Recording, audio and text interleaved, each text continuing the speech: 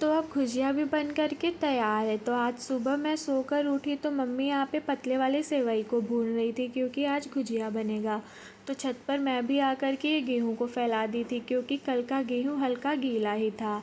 गेहूँ फैलाकर मैं नीचे आई तो मम्मी यहाँ पे गुजिया के स्टफिंग को भी तैयार कर रही थी।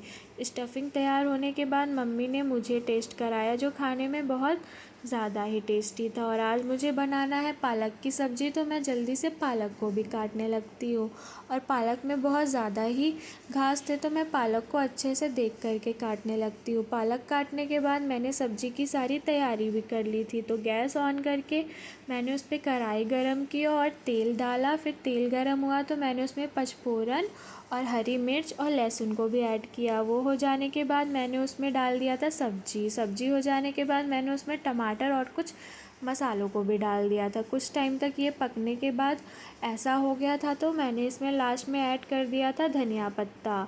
और कुछ टाइम के बाद पकाने के बाद मेरा यहाँ पे सब्ज़ी भी बन कर के अच्छे से रेडी है। सब्ज़ी हो जाने के बाद मैं चल गई थी नहाने। नहा कर के आई तो मैंने भगवान जी का पूजा किया और अब मैं भगवान जी का पूजा करके खाना भी खाने लगती हूँ जो सिंपल था लेकिन खाने में बहुत ज़्यादा ही टेस्टी था। खाना खाने के बाद मैंने ये मैदा को भी चाल लिया क्योंकि आज मुझे मैदे का आटा को भी गूँथना था। आटा गूँथने के पहले मैंने इसमें मैन दे दिया ताकि गुजिया सॉफ्ट रहे और जल्दी से मैंने आटा को भी गूँथ लिया। आटा गूँथने के बाद मम्मी यहाँ बैठ गई थी मैदे के आटे को बेलने के लिए क्योंकि मम्मी इसको बेलती जाएंगी और मैं इसका स्टफिंग फिल करती जाऊंगी। तो मम्मी यहाँ बेल रही थी और मैं इसके अंदर जल्दी से स्टफिंग को भी फिल कर रही थी।